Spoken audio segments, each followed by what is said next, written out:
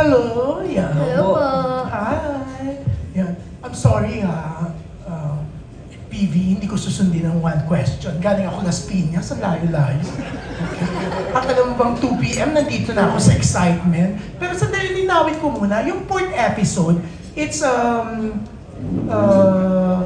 Robin and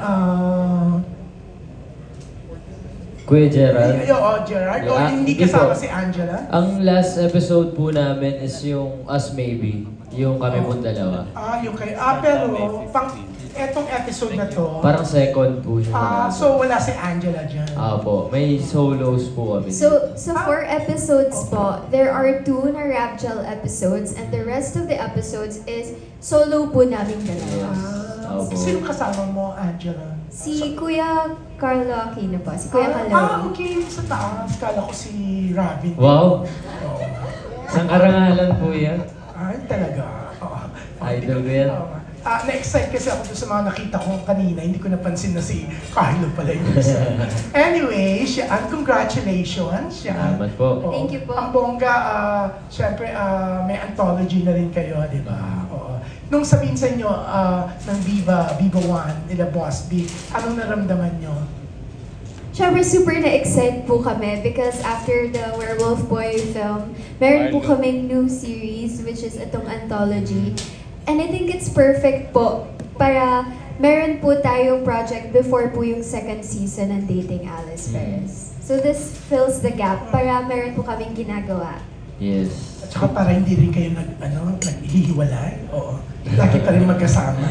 Yes po. Tsaka para mas matuto po. Sa totoo lang. Nung pong binigay po sa amin itong anthology na to, sobrang saya ko po kasi 4 na episode po ito, iba't ibang genre. So, matatry po namin yung iba't ibang genre. So, mas matututo po kami. Tapos may mga nakasama po kami, mga veterano aktor na tinuruan po talaga kami.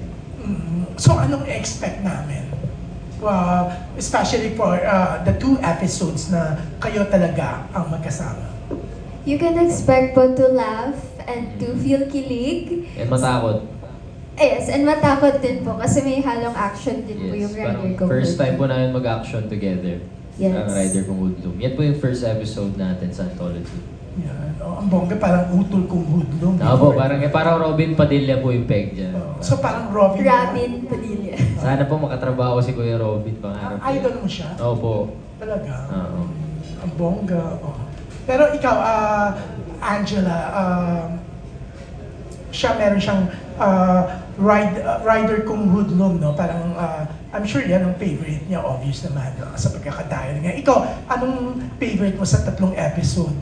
Naku, huwag mong sasabihin yung kay Carlo kasi baka selosa ang mga fans. Hindi po. Sorry po ako. Hindi po ako makapili talaga ng favorite kasi lahat po siya exciting for me.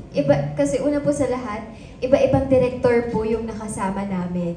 And first time ko lang... Sino ba? Like in, ang rider kong hoodlum, sino yung director niyo? Si Sir... Philip King. Direct Philip, and then yung sa Philip King? Yes po. And then yung isa po kay Direct Crisanto, and then Santo. yung solo ko po is kay Direct Gino po. Yung sa akin naman po kay Direk Rain Brizuela. Yes po. Yan. So, Gino Santos and Crisanto Aquino. Mga magagaling po And director. Direct Philip. Yan, ang bongga, no? Oo, Parang ang laki-laking project talaga. Kasi even the directors talagang yung mga bigatin, di ba? Opo. Nakakakilig Kaya po. natuto po talaga kami sa kanila. Sobrang dami po namin natutunan. Yan, oo. Feeling ko rin dahil sa inyong dalawa, talagang ang dami-dami talagang subscriber ng Viva 1. So, congratulations. We're excited to watch starting May 15, tama? Yes no? po, yes po. Yan. Congrats! Thank you. Yeah. Thank you po. Miss PV Walker. Thank you so much Salamat po. po. Thank you! Maraming salamat, Sir June Lal. And of course, from Abante, ngayon naman pakinggan natin, from Stars Photog, we have Alan Sancon. Hello po. Good afternoon. Hello po. Congratulations, Rabjel. Nandito pa ako sa taas. Po, nakita ko po. Ayan. Hello po.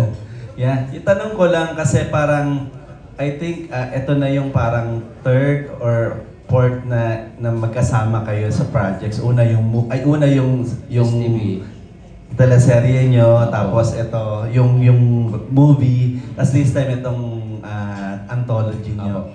Pero of course, sa dinami-dami ng pinagsamahan nyo, you have lots of discoveries sa isa't isa, di ba? Siguro not particularly para maiba naman at malaman ng mga fans niyo, what are your siguro mga funny discoveries sa isa't isa? Yung funny talaga na hindi namin alam na pwede nyo i-share during the shoot nitong anthology ninyo. Sa totoo lang po, sa sobrang tagal na po namin magkasama ni Robin, parang wala na po kami discover pa. Parang memorize na po namin yung isa't isa. Opo. Kabisado na po namin yung pitik, yung yung mood. Yung alin? Pitik. Ay, With soft moves. Wala naman po kaming nakitang or na-discover something new. Parang mas nag-enjoy lang po kami kasi komportable na po kami sa isa't isa at kilalang kilala na po namin ang isa't isa. tsaka parang mas madaldal na tayo sa isa't isa. I mean, kahit ng mga off-cam na nagbakasyon kayo, di ba? Ano yung pwede nyo i-share sa amin na bagay na hindi namin alam at hindi nyo ipinakita sa vlog? Kasi po we're very transparent with everything we do. We're very genuine. So kung ano po yung nakikita sa camera, ganun din po kami off-cam. Oo, Wala pong difference. Parang wala naman po kami tinatago. Lahat po ng ng pinapakita namin totoo. Minsan nga sumusobra pa nga po yung mga sinasabi ko. Okay, thank you. Thank you. Congratulations. Salamat. Salamat po. Okay. Thank you, PB. Thank you. Thank you so much. Kaya naman, moving on to Random Republica. We have Miss Kate Adahar. Hi, good Hi, afternoon. Good kamusta? afternoon. Hello. How do you make sure that you still grow individually? Given na lagi kayong magkasama, same yung project. I think that's a hard question, honestly. Kasi tama po kayo. The question is necessary. Kasi paano nga ba kami nag-grow individually while we're always together?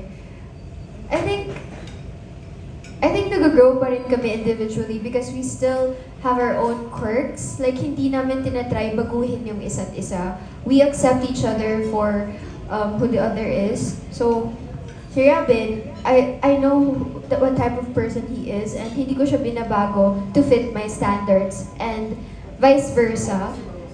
I think that's how we grow as individuals. Kasi marami rin kaming natututunan sa isa't isa. Pero we don't let it come to a point na parang iisang tao na lang kami. We still value our individualism po. Oo, parang kahit na halimbawa po hindi kami magkasama sa project, parang nagsusuportahan pa rin po kami. And nakikinig po kami sa bawat isa kung may mali, kung siya may mali. Yung pinag-uusapan po talaga namin palagi. Thank you. Thank you po. Thank you po.